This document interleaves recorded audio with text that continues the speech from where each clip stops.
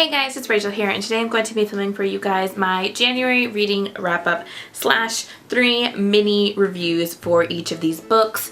I've decided that every time I do a reading wrap-up that I'm going to give a small review of each of the books that I've read, just to give you guys a little bit more in-depth to the books that I have read in case you are interested in reading them. So in the month of January, I was able to read 3 books. I finished one and read 2 other ones. I am, funnily enough, already 3 books behind on my Goodreads challenge, but oddly enough, I'm okay with that. I'm not pressuring myself to read more than I want to be reading, and I'm okay with the 3 books I read. The first 2 books were going to be nonfiction, and the third book is going to be literary fiction, so I'm just going to go ahead and share with you guys the books that I read in the order that I read them. So the first book that I read this month was going to be Brain on Fire by Susannah Cahalan. This is a memoir on her month of madness, in which she very quickly goes under this really odd medical bafflement type thing where she is, her moods change. She starts hallucinating. She goes into a catatonic state. She goes into psychosis, and she is very close to being put into a mental institution or a psychiatric ward because none of the doctors know what is wrong with her, but her family is determined to figure it out because they know that this is not how she is. And then you kind of find out throughout the story what ends up being the illness that she has, and it's very, very rare. And it's really good. I really enjoyed this. I think I gave this a 4.5 out of 5 stars.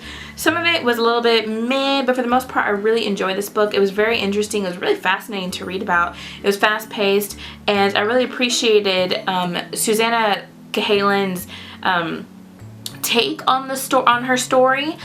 You can see different parts in here where she does not actually have any recollection of things that happened, but she's going based on recordings and medical diaries and everything of what is going on with her, so she can kind of have a small basis for what happened to her.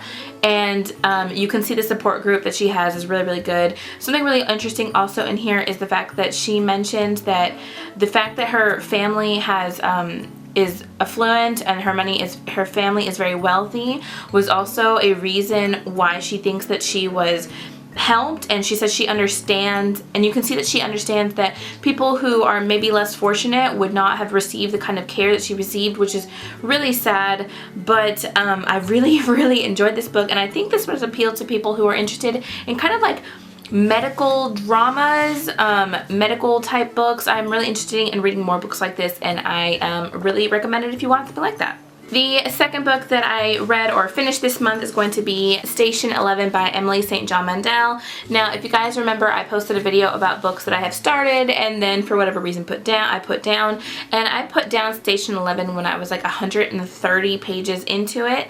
And this month I just felt that itch to read it, and so I went ahead and picked it up again, and I finished listening to it in a mix of reading and audiobook because this book is on Unscribd, and I am really, really glad that I went back to it. I loved this ending. I loved this book so much. I gave this book a 5 out of 5 stars.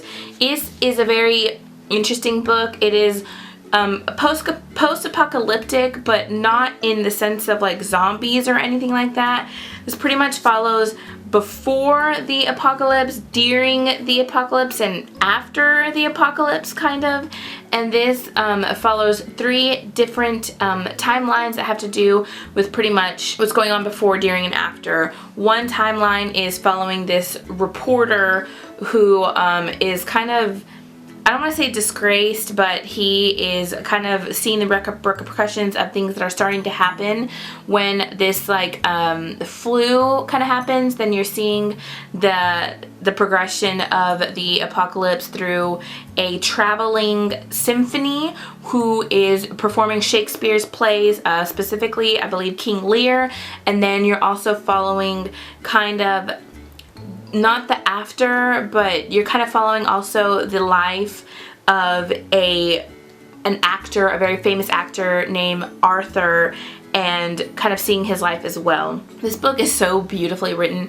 Emily St. John Mandel's writing style is so poignant and beautiful, and you can just, you're reading from an outsider looking in, you're seeing what's happening throughout the story. You're not really you're reading it just that's the best way I can put it. You're reading like an outsider looking in at the story unfold, and it's so beautiful and interesting seeing how all of the story kind of comes together, and you see how all these small little ties are closed. And oh my god, like the second that I read, like, in my opinion, a twist in the book, I immediately messaged Max from LM Books because I was so shocked but not surprised at the same time over the event that I read in it. But I really recommend this if you want a very beautifully written, very intricate, well put together story. I highly recommend this. I almost even want to read it again just so I can read it all together, just to feel everything all at one time, because I really feel like I made a mistake when I put this down last August.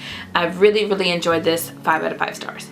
And then the last book that I read this month is going to be Let's Pretend This Never Happened by Jenny Lawson, a mostly true memoir. This is Jenny Lawson's first book, and this is like a memoir of her life. This is not in the same kind of storytelling as Furiously Happy, which is her second book. Furiously Happy mostly deals with her anxiety, her depression, trichotillomania.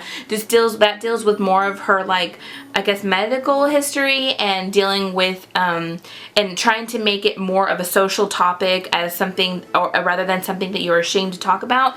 Whereas Let's Pretend This Never Happened is mostly just her telling stories that have happened to her, things that have happened in her life, going from her being in high school to being married, college, her first jobs, moving, family. It's all kinds of different things, and this is so funny.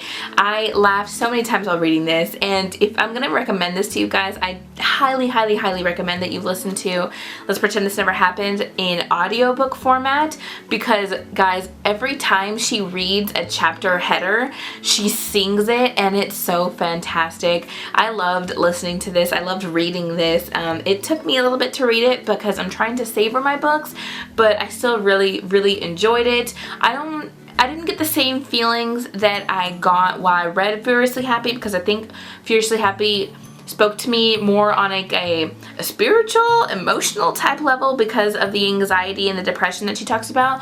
This spoke more to my humorous side, where I'm just reading her interesting life, so many of the odd things that happened to her, her thing with taxidermy. Like, it's just so interesting to read from her point of view, and I think I gave this about a 4-star, 4.5 star. It wasn't the 5-star book for me like Furiously Happy was, but I still really enjoyed it. I will read any books that Jenny Lawson writes, so if she comes out with another book, or if she writes another book, I will definitely pick it up because I really enjoyed this. Other than that, guys, those are all of the books that I read in the month of January, and kind of small reviews to go with them. If you guys have any questions, you can let me know down below, and if you guys have read any of those books, definitely let me know down below. Other than that, guys, I have some more videos planned for you guys. I had originally intended to film and upload a plan with me video for my happy planner, but I'm trying to figure out how to film it. It's not as easy as it looks to film it, so I'm trying to figure out a good format, a good way to angle my camera and everything so you guys can get the most out of the video. I'm also playing with lighting for it. I know that's kind of boring stuff to talk about, but I do have that video coming up, and I have some other stuff coming up for you guys. If you have any questions or if you have any recommendations for videos, you can let me know down below. But other than that, guys, thanks so much for commenting, liking, and subscribing, and I will talk to you guys in my next video. Bye.